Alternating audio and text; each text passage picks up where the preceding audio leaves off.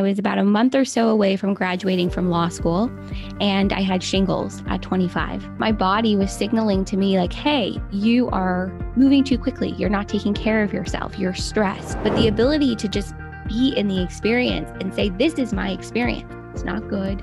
It's not bad. I'm in neutral. It just is what it is, to prove to myself like, oh, I can trust myself. Oh, I can trust my judgment. I'm not going to lead myself astray. I have moments where I know I need to challenge myself, put myself out there in a new way, because I know that to grow, I have to challenge myself. All right. Hey, everybody. Welcome back to another episode of the Resilient Purpose Podcast. Today, we have another fellow podcaster, Sydney Weiss. She is from LA and is the creator of Seek the Joy podcast.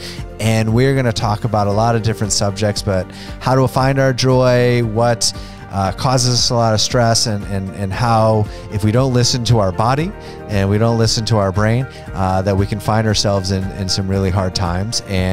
But then we spend a lot of effort discussing ways to build resilience, and it's just a really wonderful conversation. And Sydney's such a great person, and I'm so excited to have her on this podcast and to share her story and our conversation to our audience. So enjoy. Everybody take care. So I started Seek the Joy 3.5 years ago, and it really stemmed from my own moments of adversity is probably the best way to put it. So to really properly tell this story, we have to go all the way back to 2016. I was about a month or so away from graduating from law school, and I had shingles at 25. And at the time, I didn't even know what it was. I just know that shingles was something that you typically experience when you're over a certain age, usually over 60 or 65. And it was really the first time in a long time that my body was signaling to me like, hey, you are moving too quickly. You're not taking care of yourself. You're stressed. You're not listening. You're not taking good care of yourself. But I didn't get those messages at that time. So I have shingles. I heal from shingles. I graduate from law school, and I start studying for the California bar exam, which at the time, back in 2016, was a 3-day exam. It's now 2 days, but it's a 10-week intensive studying process. And I was in such deep fear, really, of the exam that I was studying like 14 to 16 hours a day, no breaks, ordering in food, wasn't cooking anything healthy for myself, wasn't getting any exercise. I wasn't staying in, constant communication with friends or family. I was so nervous. I was in such a deep state of fear. And so by the time the exam came around at the end of July of 2016, and I sat for it, by the third day, my body just started to shut down. I mean, I was getting so sick. I was so riddled with anxiety to begin with. I've always been someone who has had anxiety my whole life, but this was really like at another level. And I came out of that exam the sickest I had ever been, mentally, physically, and emotionally, my entire life. A month later, I have appendicitis. So my appendix is literally about to burst. I had no idea what was going on. I took 3 or 4 days to take myself to the hospital because I thought it was just a stomach bug.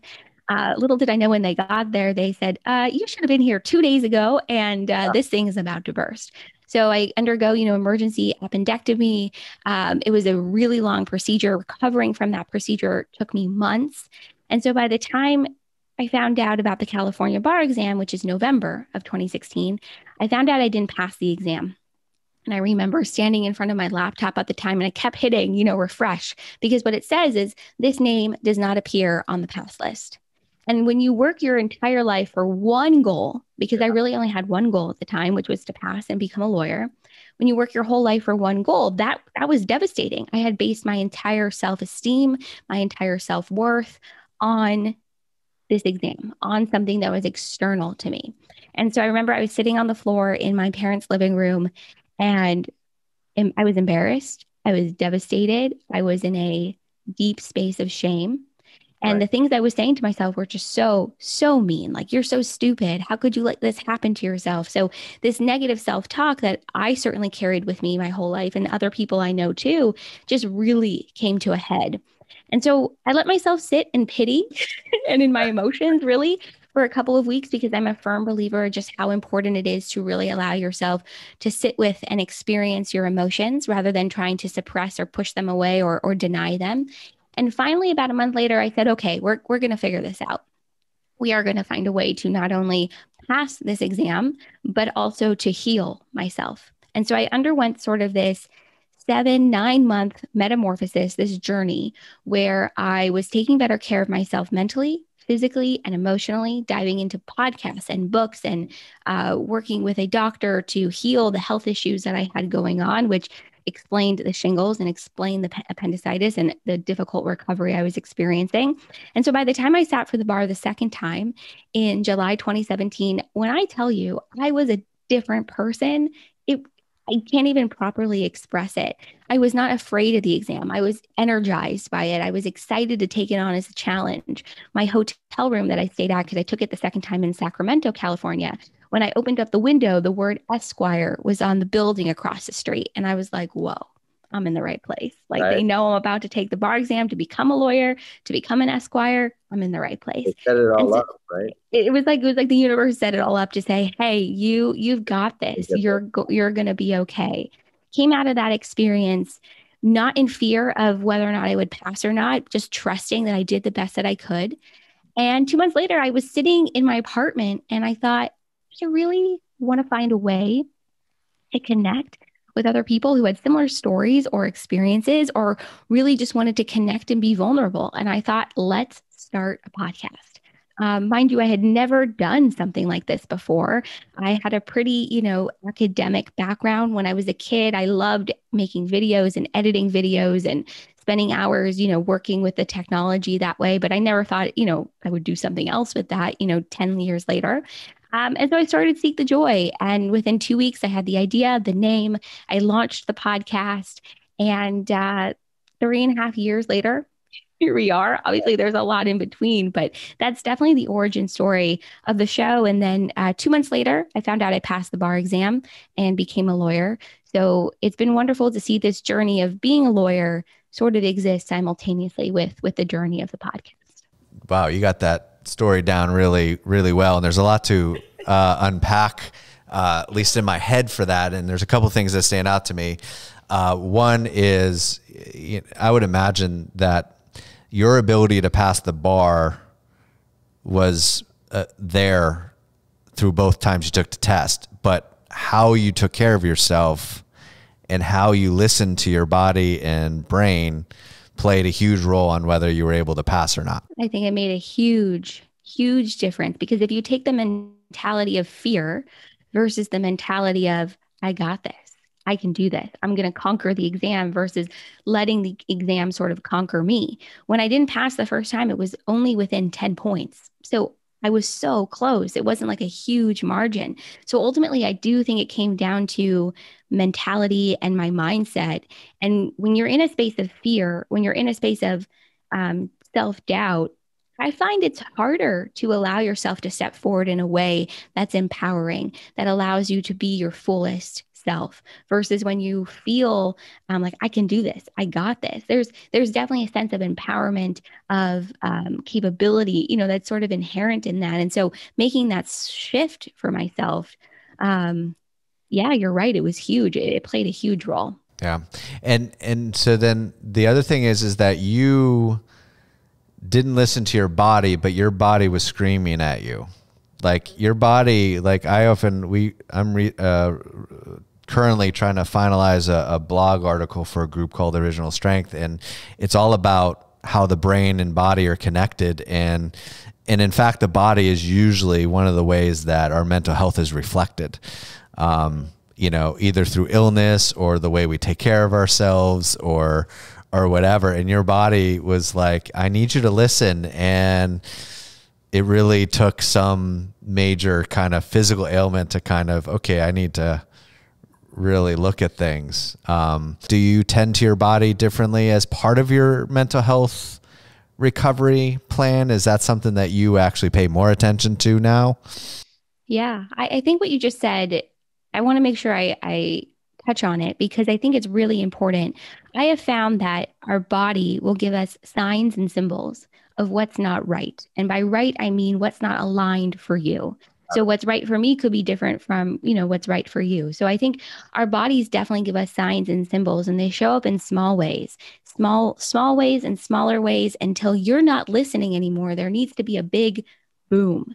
And for me, that big boom should have been shingles, but it wasn't. So then my body was like, wait a second, you're still not listening. Okay, Right. let's do the appendix. And then I really, really got it combined with not passing the bar. And in the years since, I've certainly had moments like that again where my body will speak to me, where I'll be so fatigued or something else will pop up with my health and I've got to go, oh, all right, I need to listen. What is my body trying to tell me? What am I, not getting about who I am or where I am or what makes the most sense for me in the moment? So absolutely taking care of my health and my body has been um, paramount. It's been the biggest focus for me, especially over the last year and a half to 2 years. And so for me, that means, making sure I get in movement, making sure I'm walking or doing some sort of 15 minutes of movement every day, which when you're at a desk job feels daunting. So for me, that's been really, really important.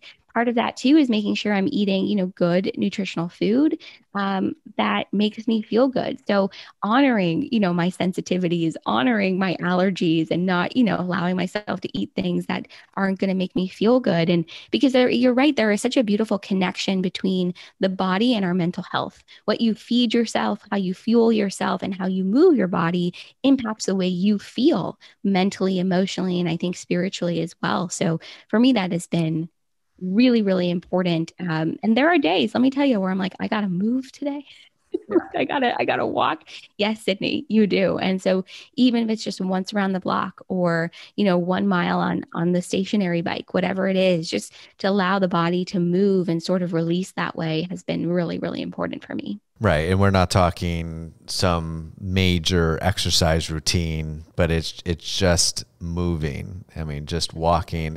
We're not talking about gearing towards a six-pack of abs, but it's just we have to do what our body is designed to do, which is to move. And when it doesn't move, then that's when we have all these ailments. You said that there were little signs. Do you remember some of those little signs before it went to shingles and appendix bursting? So for me, my whole life, I have been someone, I'm very sensitive and I have an anxious disposition. And that's just been me my whole life.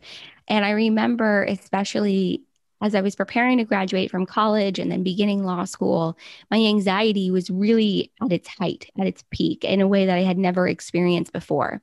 And I had assumed at the time it was, oh, I'm about to do something new. Like I'm nervous about it. I'm not, I'm having more of a difficult time soothing myself through it or coping through it.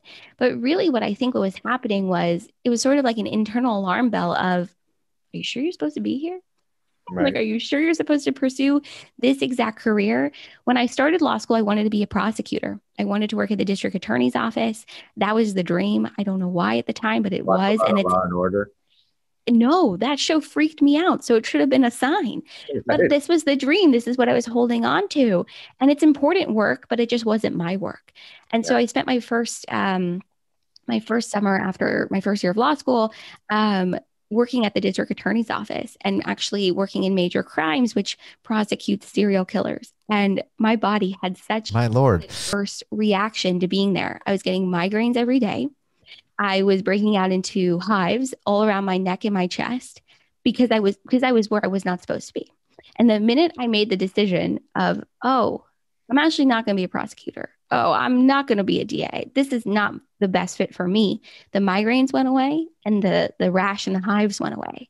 And I spent the rest of the summer knowing I was there for the experience, knowing I was there to observe, and knowing I was there to learn, but not to ultimately move in this direction. And it lifted such a pressure and such a sense of intensity that I was experiencing previously. So it was so interesting. The minute I made that decision and really woke up to this realization, the migraines and the hives and all the other things I was experiencing just went away. So I've definitely had a lot of moments like that in my life where my body speaks to me in little small ways, and then it's like you make a choice and something shifts. It's so interesting. Right. And you're trying to, that involved a lot of reflection, I would imagine. Like you had to kind of ask yourself some questions and, And some of those questions are probably hard to answer, but you did probably have to sit with that.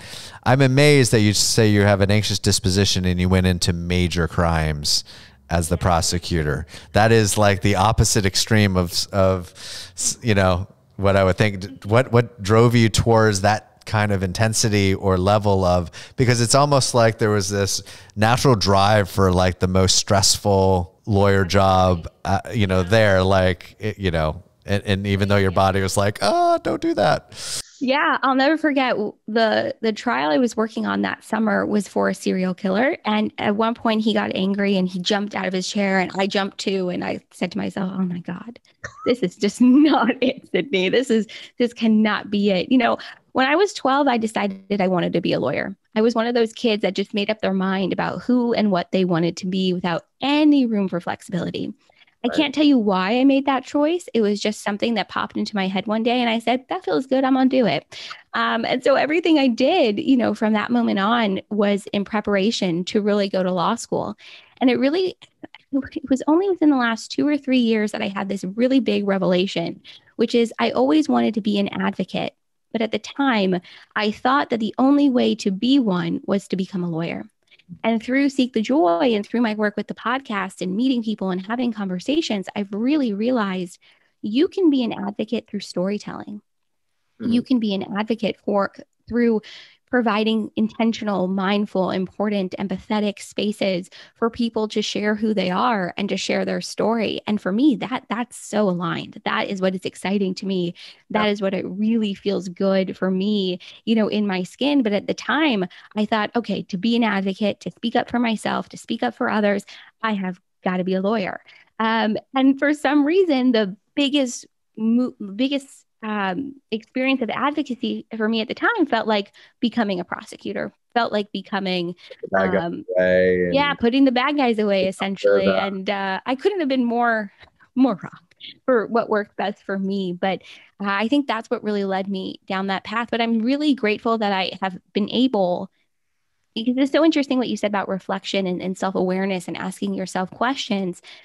I think, as we go through difficult experiences in our lives and we have people around us who can help us process or work through things, you begin to learn how to ask yourself questions that someone else may ask you.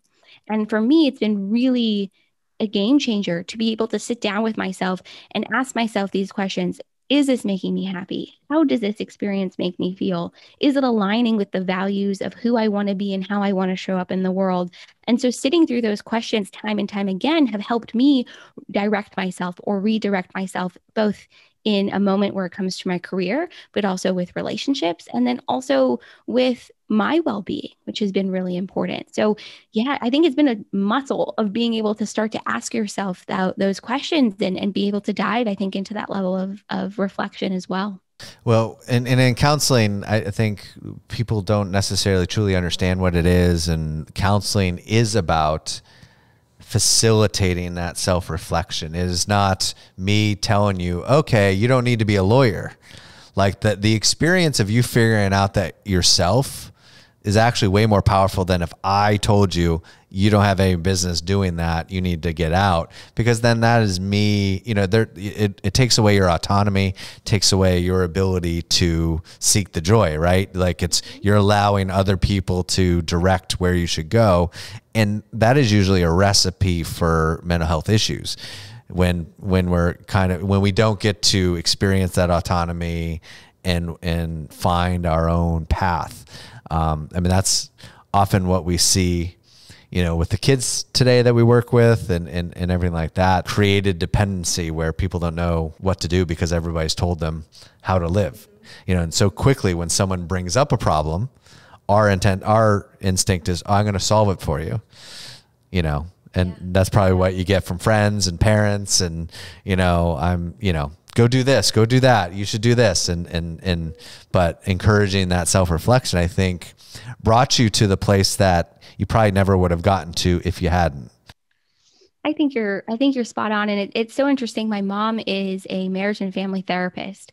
And so I grew up most of my life in a pseudo parent-child, also relationship a therapist client relationship by accident, to be honest. And I've learned so much from my mom and so much from the way in which she helps others to process and to do exactly what you just shared, which is more about helping to facilitate someone else's awareness. Or facilitate their own knowing and develop that sense of autonomy rather than being so solution focused or solution oriented. And I remember from a very young age approaching my parents and saying things like, I want to share something with you. I'm not looking for a solution. I just want to have a moment, an outlet to share. Mm. What 14-year-old or 13-year-old or whatever says that?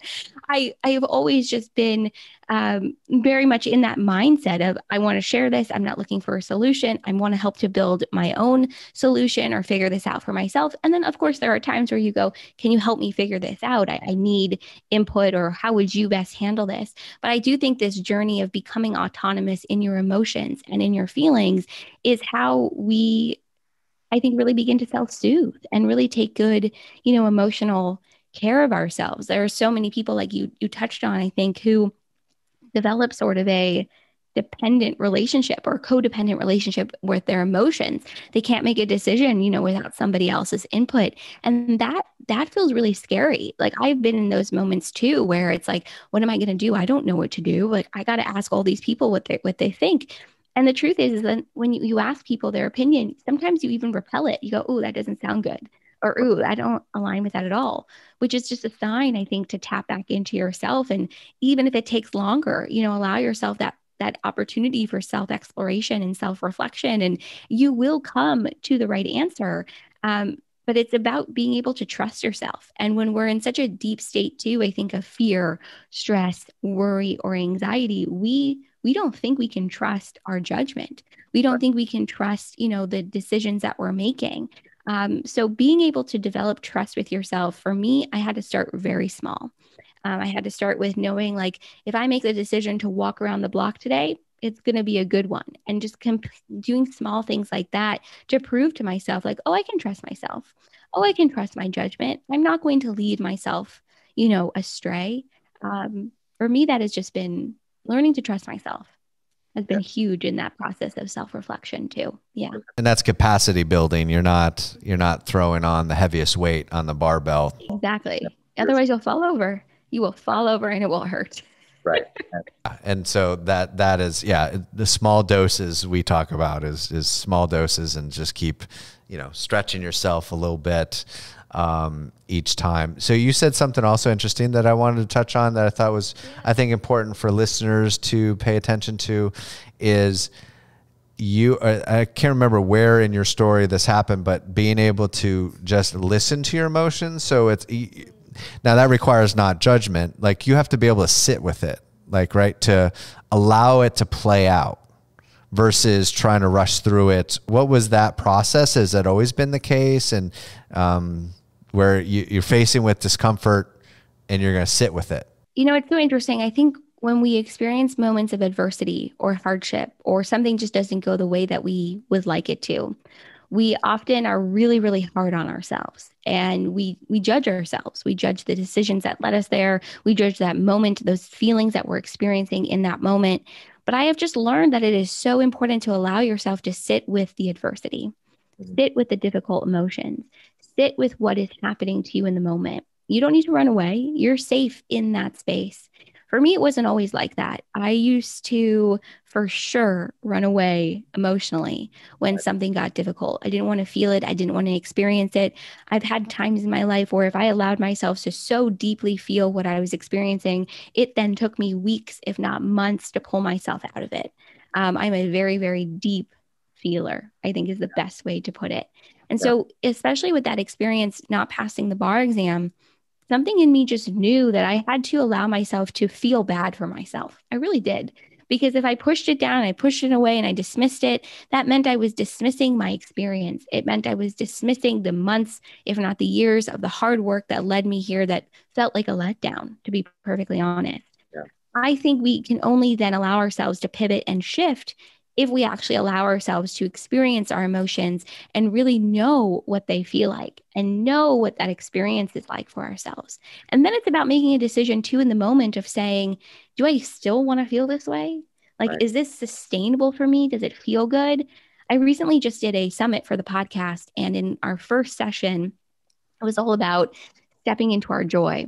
And there were three phenomenal people. One was Josette Cacique. She's an internationally renowned Zumba instructor. AJ Sarcione, he is a motivational speaker, founder of Get Your Shine.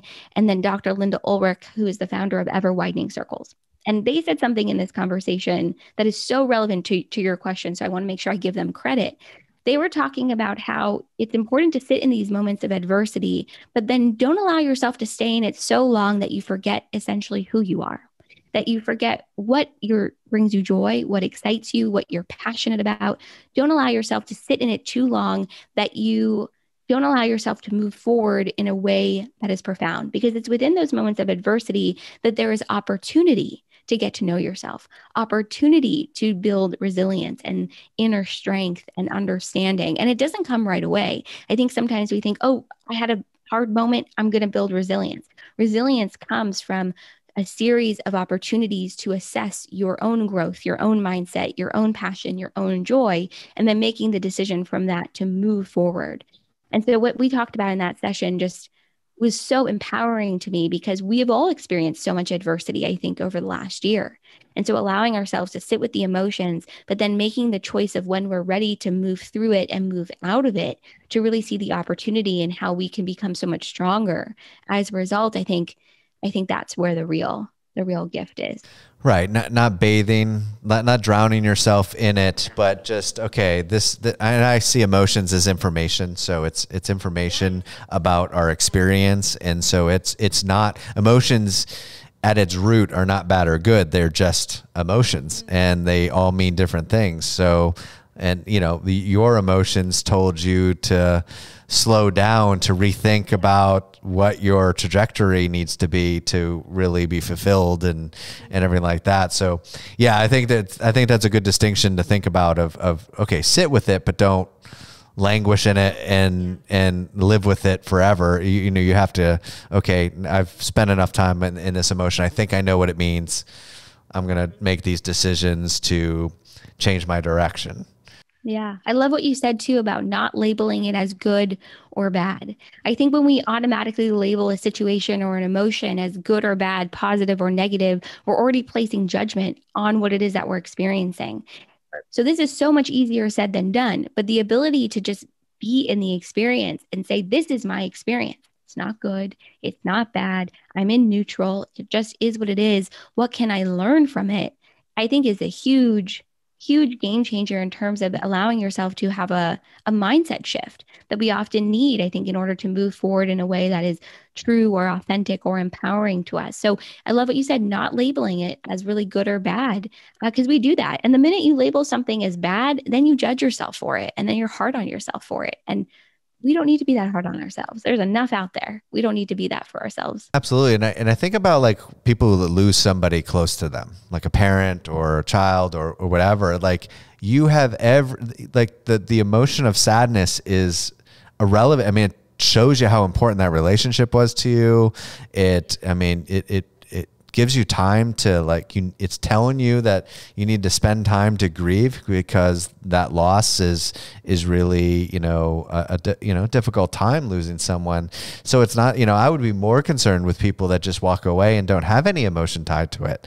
That means that's more telling, I think, if like you're able to, because you're kind of avoiding that relationship, and you're missing out on the opportunity to reflect on what was good about the relationship. And, so it allows you to, that sadness allows you to do some really important things to find meaning in that relationship and things like that. So I think there's a lot of examples that you miss out on opportunity if you don't listen to those emotions, and not to mention all the maladaptive things that happen when you're trying not to feel it. So. Mm-hmm.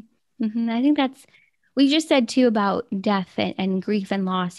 Death, I have found, is one of our greatest teachers. Loss is one of our greatest teachers. It's an opportunity to reflect not only on who we are, but also those relationships that are now lost. My grandpa passed away in October 2020, and we just celebrated his birthday 2 days ago.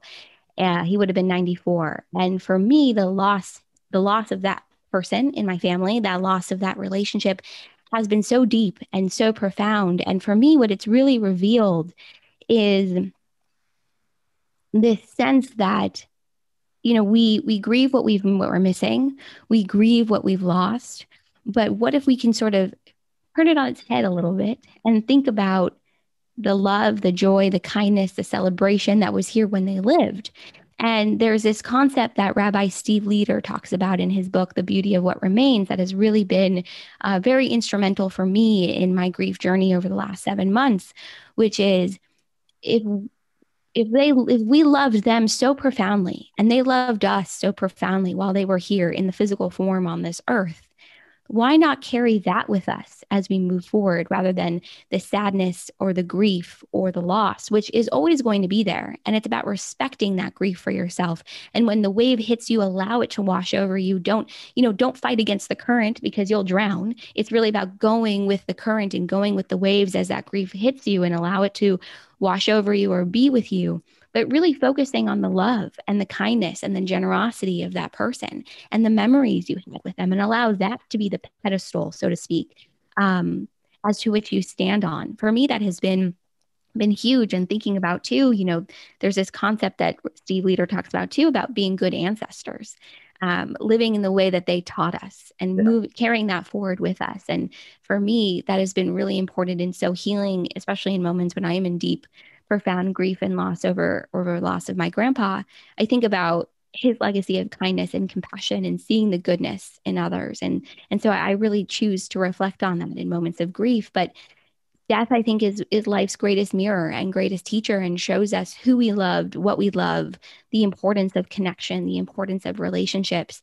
And you're right. I think in allowing yourself to experience it is the only way to allow yourself to heal. But don't put a judgment or a time marker on it, because it's going to take as long as it's supposed to. Yeah, even though the DSM does. But yes, we joked about like our diagnostic statistical manual that gives mental health disorders, like you're only allowed like 60 days to grieve or something like that before it becomes a disorder. And you're like, that's ridiculous. How do we put a timestamp on that? But I would also say that at least in my thought process around it, there's certainly context in how you lose someone, but also the more profoundly you're grieving the loss of somebody probably shines a light on something that was really something you needed that is no longer happening. So there's something maybe about like your relationship with your grandfather that was very rewarding, and it was, part of your fulfillment that, okay, now I got to find another way to kind of achieve that because, I don't have that opportunity anymore. There's certain things that person provided or did for you that, you have to find in different places. That's not a bad thing. And that's where, but it does mean that was something that really was rewarding for you. And we gotta, so that information is trying to tell you that, okay, there was something really important that you did with that person that you might want to replicate in some other fashion, in some other way. I think so too. And for me, I've really discovered that my relationship with my grandpa, the love, the kindness, it's something I need to replicate within me. We often go outside of ourselves looking for the thing that we lost or looking for the thing that we desire. The truth is I've needed to find it within me.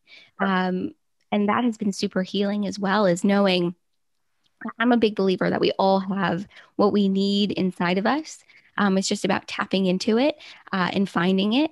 And for me, that has been a huge part of the loss, has been tapping into my own internal kindness and my own internal love and compassion, and sharing it with myself and then with others in the same way that he did, rather than going out and looking for someone or something to replace it.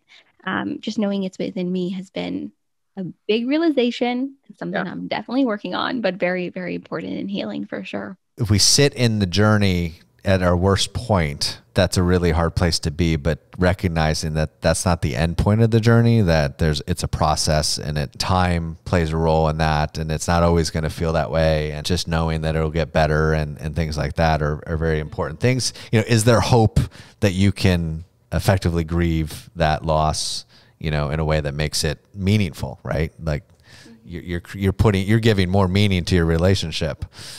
through that healthy grieving. So I'm curious to kind of go to your podcast name. How do you define joy?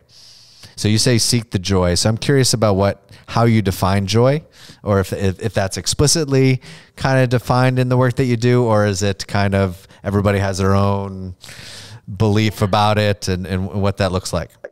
I think to answer that question, I have to first tell you how I got the name for the podcast, because I think it's totally relevant. So about 2015, I was having a conversation with a friend, and he's also served the role as a bit of a mentor for me for a while. And we were having a conversation, and I was about to start my third year of law school, again, stressed, anxious, all the things.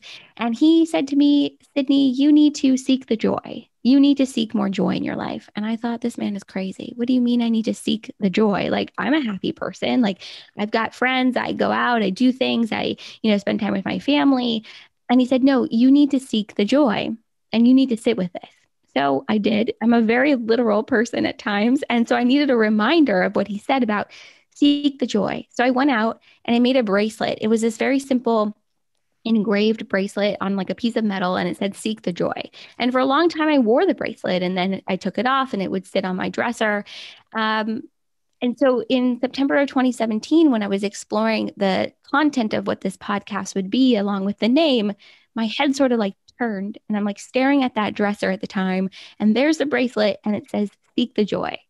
And I thought to myself, this podcast is going to be called Seek the Joy Podcast, because we are all on a journey of seeking out, discovering, and tapping into what makes us happy, what brings us joy, what we're passionate about, who we are, what we love.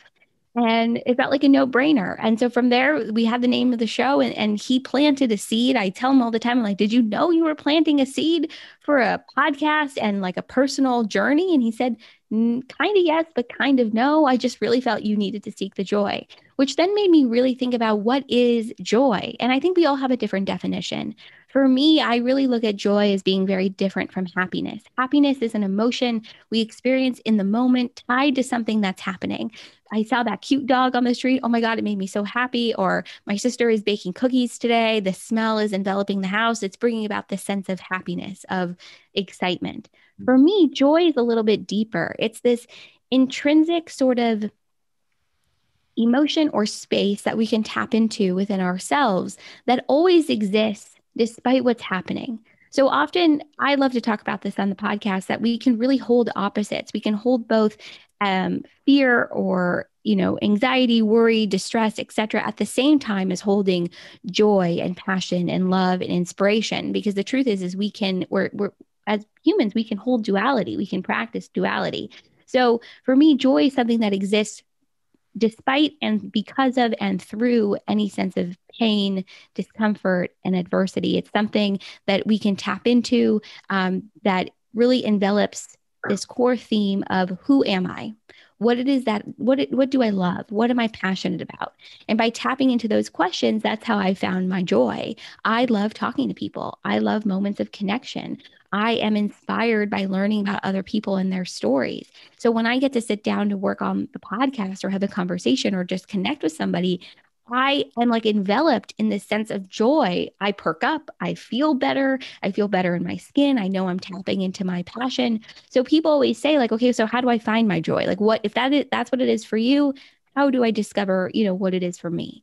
I always tell people, think about moments or in your life where you just felt the best in your body, the best in your skin, where it didn't matter who you were with or where you were. You just knew you felt really good in that moment.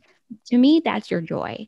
And then finding activities or moments or things that you do or places that you are that remind you of those feelings or those emotions or those moments. That's how you can tap back into it. So to sum it up, joy, I think, is more intrinsic. It's something that we can always tap into, and happiness is sometimes more on the external. So it sounds more existential a little bit, doing what you value in life, finding purpose, finding, what drives you, Totally. get that joy, which is, I definitely can see a distinct difference between happiness. There are a lot of things that make me happy, but don't necessarily drive me or give me joy that way, or bring purpose. So that duality you speak about is you brought this comment up before, easier said than done. Is there specific, tangible, concrete things you do to hold that duality? So in times when you experience fear, that you still hold on to your passion and joy? It's been a challenge, I will say. And speaking about that duality for me has been really, if I could take a step back, it's been very important because I think often in the spaces of mindfulness and wellness, there's this sense of toxic positivity. There's this concept of, and people talk about it all the time of, oh, just think positive, be positive, stay positive. But in doing so, you're dismissing your experience. You're dismissing, the emotions, the real emotions, the real experience that you're having in that moment. For me, with the podcast and in my own life, it has always been important to never dismiss that, to never dismiss what somebody's going through and just say, oh, just shift your mindset, or, oh, just think positive, or step into your joy. I don't think you can have really one without the other. So it's about honoring who you are and what you're experiencing, but also knowing at the same time, you can tap into something that makes you feel joyful or happy, or it illuminates sort of that passion for yourself. So that's really that where that sense of duality has come from for me, is really making sure that I acknowledge and that we acknowledge what it is that we're experiencing. So in terms of being able to hold that duality in any given moment, in the last 7 months is probably a good example in terms of sharing this. As I've undergone this journey of grief after losing my grandpa, there have definitely been days where I am so succumbed and overwhelmed by my emotions of sadness and grief and loss. And what I do is I get up and I say to myself, we're going to do 10 minutes of something we love. For me, that's working on the podcast. So I'll work on it for 10 minutes. I'll do it, work on a graphic. I'll listen to, audio that I'm editing, or I'll, do something in that vein. 10 minutes turns into an hour, turns into 2 hours. I come out of that and I feel still experiencing the grief and the loss, but also experiencing this joy because I just did something that I really love. And so knowing I can hold the both and tap into both at the same time has been healing. There's this woman that came on the podcast last summer. Her name is Liliana Barzola, and she talked, this was like right before my grandpa passed, and I had no idea just how timing was unbelievable. And she was talking about grief and loss and how we tap into it at times, we experience it, and then we come out of it and we go back in and we go back out. And I think the same can be said for our joy. We tap into it and we tap out of it. We go in, we go out. We have moments where we're really excited to work on something or be with people or do something that we really love, and then other moments when we're not. So I think the biggest tool that I can share is twofold. One, having sort of a list of quote unquote resources or things that you love to do that you can tap into when you feel like you need a little bit of a joy boost, so to speak. Yeah. And then at the same time, having that awareness for yourself that you will tap in and you will tap out, both with difficult emotions and then also with the more, positive ones. And I say difficult because as a society, we classify grief and loss, I think, as being more difficult than positive. And so for me, that's been helpful is, in moments where I feel like I need that boost, giving myself the opportunity to do something that I love. And then if it doesn't feel good, I walk away. I'm not married to it in the moment. It's also about honoring yourself and your emotions in that way too. Yeah, we talk a lot about like life kind of being ups and downs, and so never get too comfortable with being, at your top, at the height of your success or your positiveness or whatever. But the good part is don't get too caught up in your sadness or your lows, because it won't always be that way. Doesn't mean that you don't appreciate either of those experiences, but don't get caught up in like, okay, I have to be up here forever. I can't ever feel anything bad, or down here going, it's never going to be better. The world is, always going to be this bad.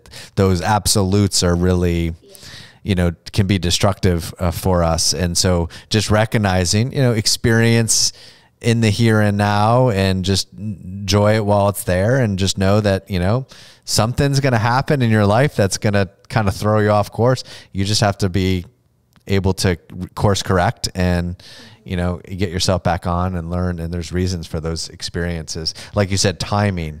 There are things that happen that just kind of fit your path, Absolutely. Yeah.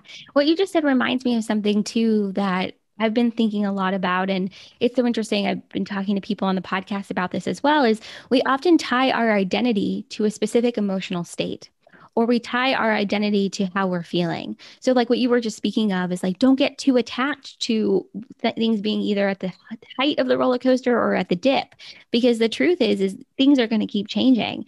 And so when we tie our identity to a certain emotional state, I've experienced this in my life for sure, where it's like pulling myself out of that or away from that or believing that something else is possible or I'm capable of so much more. So, like, for example, when I was at the height of my negative self talk, after not passing the bar exam, I realized in that moment I was tying my identity to the sense of failure. I was tying who I was to someone who failed, who didn't do the job that they set out to do, who was quote unquote worthless. Thought I was embarrassed. I thought people were judging me. There was all this shame. The minute I made the decision to not tie my identity to those emotions or that experience, not only was it so liberating, but I realized there's so much about myself that I haven't tapped into, that I haven't learned, that I haven't allowed myself to explore yet because I was viewing myself as one specific version of me.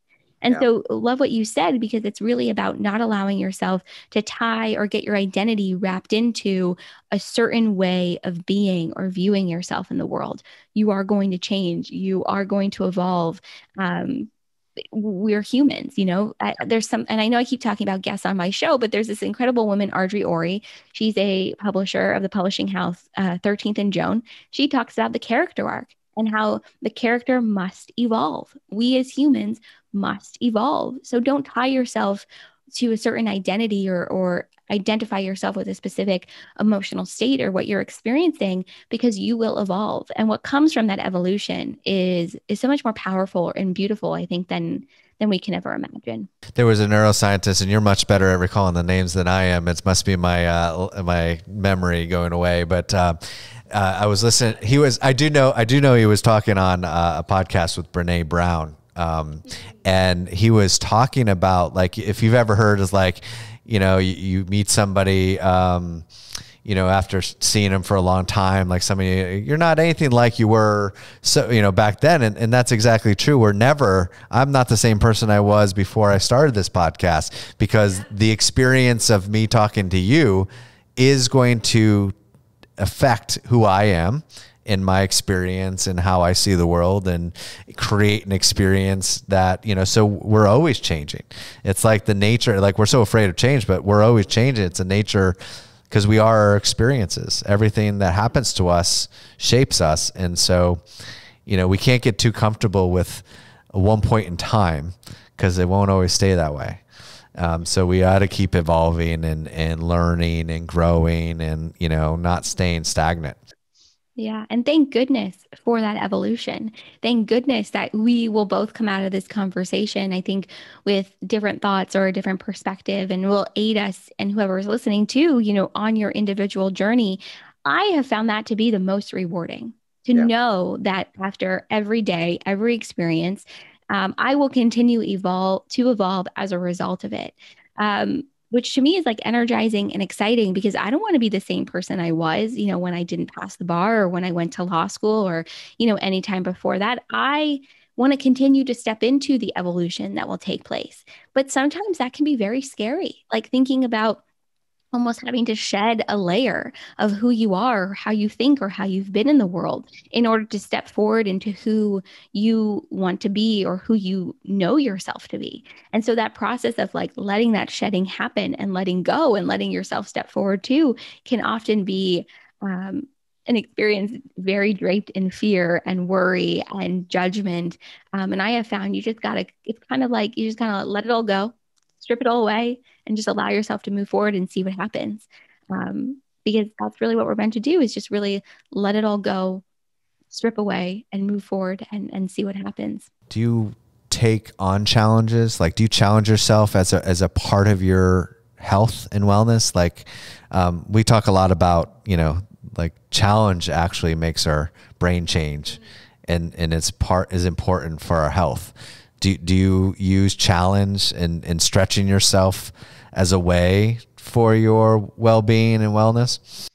I do, for better or for worse. And I say for better or for worse because I have moments where I know I need to challenge myself. I know I need to do something differently. But then I like quiver.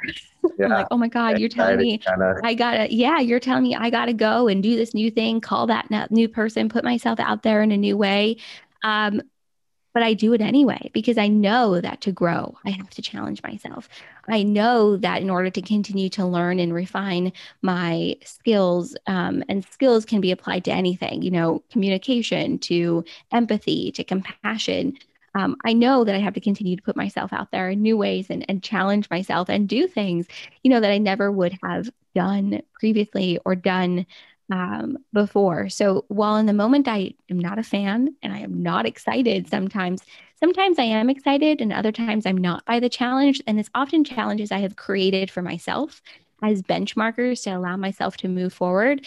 For example, putting on a summit for the podcast all by myself, and giving myself 2.5, 3 months to put it all together. What a challenge. Like, what was I thinking? But there was so much good that came from it. And it was so energizing and such a wonderful learning experience and opportunity for connection. I am a different person as a result of it. So sometimes I embrace the challenge and I'm like, let's do it. And other times I'm like, this sounds terrible, but I'm going to do it anyway because I know I need to. So I think I have used challenge as a way to continue to grow and push myself in the way that I need to allow that growing to happen. Awesome. Awesome. So, to finish up, you want to tell us a little bit about where we can find you, what kind of things that you're excited about, that you're working on, and what can we be encouraged about for Sydney in the future? Well, I have to say, first of all, thank you so much for having me. This has been a wonderful conversation, and I've really really enjoyed it. So thank you, first of all. So as I've sort of mentioned throughout this episode, throughout this conversation, I actually have two podcasts. One is Seek the Joy. It's the one that I started 3.5 years ago, and it features heartfelt storytelling and conversations on all things self-love, joy, connection, wellness, empowerment, and spirituality. And it's really inspired by our ongoing journey towards growth and empowerment, which I think really sums up our conversation, Doug. So that's my first podcast. My second podcast is called Stories of Inspiring Joy. And that started as an offshoot of a series that I had on Seek the Joy called The Power of Storytelling, where people would come on and just share their story uninterrupted. And in 2020, it was booked 10 months in advance. And I realized, oh my God, we have got to start a second podcast. This is not sustainable. So I've been doing that podcast. It's now called Stories of Inspiring Joy for about a year. I've featured over, I think it's 115 stories at this point. And people share anything from how they built their business, how they overcame a moment of adversity. Some people share poetry, their music. It's just a really wonderful moment and opportunity for reflection through my time as being a podcaster and being on this journey and functioning also as a producer. I've really come to believe that we all have a story to share and a voice that's meant to be heard. Um, and I really want to help to facilitate sharing those stories. So those are my two podcasts. I also have a blog on the website called Joy Corner where you can check out some phenomenal people as well. But the best way to find all things me and Seek the Joy is just to go to seekthejoypodcast.com, or search Seek the Joy or Stories of Inspiring Joy wherever you listen to podcasts and also on social media as well. Awesome. Awesome. Well, thank you, Sydney. I appreciate it. And the pleasure has been all mine. So I just really enjoy having these conversations, and you brought a great conversation to this podcast. So thank you. Thank you. Thank you. This was so much fun. I really appreciate it. Thank you again for having me.